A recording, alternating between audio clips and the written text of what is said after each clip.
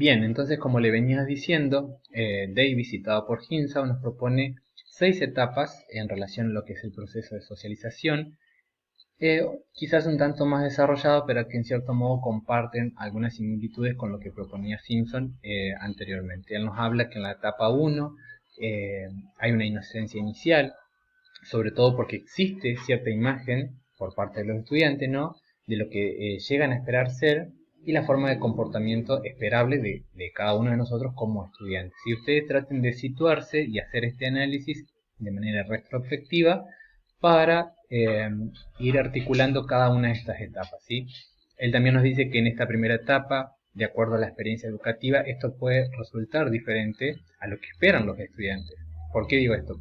El ejemplo claro es, muchos de nosotros, o la mayoría de los alumnos, esperan en el primer año realizar actividades asistenciales, pero obviamente esto no es así, ¿sí? Porque justamente se da más un desarrollo teórico, o inclusive hablan los autores con entrevista con sujetos relativamente sanos. Entonces esto al alumno le produce cierta frustración y una desilusión del sistema educativo, por lo cual muchos terminan abandonando la carrera. ¿Por qué? Porque se encuentran con algo que se contrapone a lo que esperaban buscar o encontrar dentro de su formación, ¿sí? Cuando el alumno logra superar esta etapa de frustración y desilusión, pasaría a lo que es la etapa 2, en la que hay una identificación y una articulación eh, de, del proceder, ¿no? Y compartir ciertas incongruencias, dice Davis, de la etapa 1. Es decir, yo vengo a estudiar eh, con ciertas ideas acerca de lo que es la enfermería, sobre todo, por ejemplo, la mayoría viene con esta idea de querer hacer, de querer colocar inyectables, todas cuestiones más relacionadas a la práctica, pero nos encontramos con que esto no es así, nos produce cierta frustración, entonces es como que nos volvemos a replantear en esta etapa 2 eh, lo que nos sucedió en la primera etapa, con las expectativas que me debería dar el sistema educativo. Entonces acá también surge esta duda de si es factible continuar o no estudiando. Y si obviamente logran superar esta segunda etapa de confrontación en realidad y de las incongruencias de la etapa 1, continuarían lo que sería la etapa 3 y 4, donde los estudiantes identifican qué conductas se esperan de ellos para mostrar por intuición, qué aptitudes, y es aquí en este momento donde inician la práctica de los comportamientos a través de la acción. Luego pasaría a lo que es la etapa 5, que hay una vacilación, dice Davis, entre el compromiso y la ejecución de los comportamientos de la nueva imagen profesional. Se espera sobre todo que en esta etapa se consolide la imagen profesional de los modelos funcionales. Y por último, la etapa 6, internalizar el modelo profesional aprobado. Es decir, en estas últimas etapas, una vez que haya superado la 3 y la 4, eh, nos surge esta duda entre, primero, el compromiso que yo tengo como estudiante, qué comportamiento debo tener en esta práctica, ¿sí? Sobre todo ya piensen ustedes en los últimos años del primer ciclo, ¿sí? Antes de recibirse de enfermeros, donde la mayoría de nosotros esperamos como docentes y ustedes como alumnos que en ese momento se consolide la imagen profesional que muchas veces está desvirtuada eh, por los mismos elementos adquiridos durante la socialización temprana, ¿sí? Y luego en la etapa 6 es donde el enfermero ya está a punto de recibirse y donde va a tratar de internalizar el modelo profesional aprobado, es decir, de aquel profesional que actúa de manera correcta, que se dirige de manera correcta eh, a su sujeto de atención o inclusive también hacia los mismos docentes, ¿sí? Pero todo esto se da en una serie de etapas. Eh, Como si esto no fuera suficiente, eh, también nos encontramos con que una vez que ya nos hemos recibido y hemos comenzado a trabajar como enfermeros, se da una nueva socialización, que en este caso ya se habla de una resocialización, porque en realidad nosotros ya venimos socializados de lo que sería el ámbito educativo universitario, donde hemos atravesado por todas estas etapas que proponen los autores, pero ya nos encontramos en otro escenario con otros agentes sociales, entonces hay una nueva resocialización laboral y aquí también les propongo hacer este ejercicio de analizarse a ustedes mismos cómo ha sido esa resocialización dentro del ámbito laboral para lograr identificarse en cada una de las etapas. Eh, Sobre todo porque para Hinshaw la preparación del estudiante en esta socialización en el ámbito educativo lo estaría preparando justamente para el ambiente de trabajo, que no es más que el proceso inicial de socialización, pero ya en el ámbito laboral. Eh, Acá se identifican 4 etapas. La etapa 1 consiste en el dominio de habilidades y rutinas.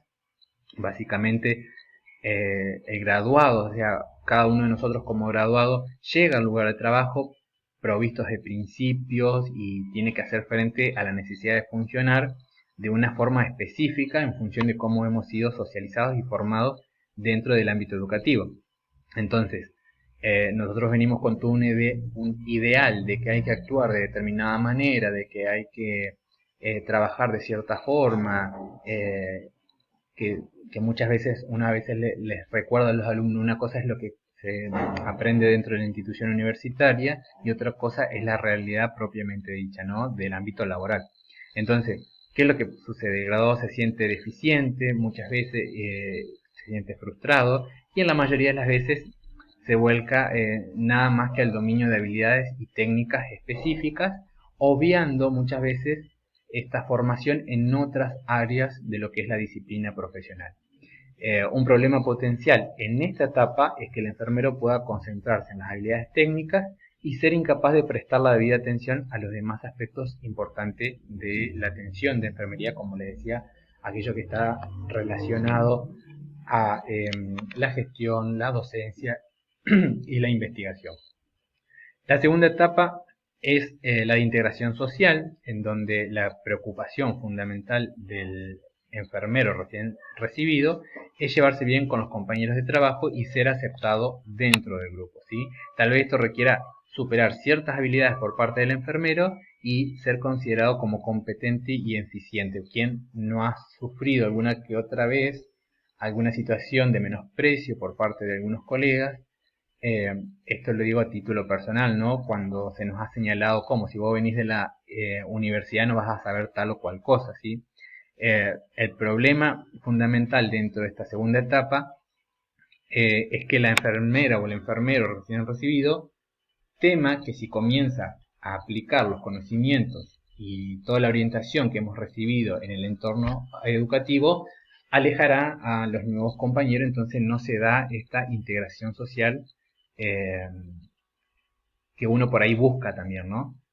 La etapa 3 se llama de indignación moral, perdón, es entonces cuando surgen las incongruencias entre la imagen profesional, ¿sí? Ya de enfermero recibido y trabajando dentro de un ámbito hospitalario, y la imagen educativa sobre cómo deben comportarse las enfermeras y la conducta real en el ambiente de trabajo. Entonces, el recién graduado se siente enfadado, frustrado, que está mal preparado, que la facultad no me ofreció tal cosa, que la facultad no me ofreció tal otra, ¿sí? Entonces, eh, surge toda una serie de conflictos internos y es ahí donde el graduado pasaría a la etapa 4, que es la resolución de los conflictos, ¿sí? Eh, y acá pueden suceder dos cosas: o los enfermeros recién graduados se rinden ante sus comportamientos, sus valores, o logran integrarse a los sistemas profesionales y burocráticos, ¿sí? Entonces, puede suceder que se den 3 tipos de resoluciones, sobre todo en esta última etapa, ya cuando pasa la indignación moral y que tiene esta pelea interna, por decirlo de algún modo. Eh, Puede suceder que haya algunos que se den por vencidos ante el comportamiento, cambian su forma de actuar, pero conservan los valores y suelen abandonar por completo la enfermería o eligen un trabajo fuera del entorno de un servicio que está organizado.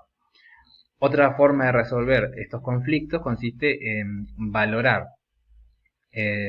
y aceptando, valga la redundancia, todos los valores del sistema burocrático y rechazando los obtenidos en el programa educativo. Esta es la famosa frase que muchos hemos escuchado: el sistema los terminó absorbiendo, ¿sí?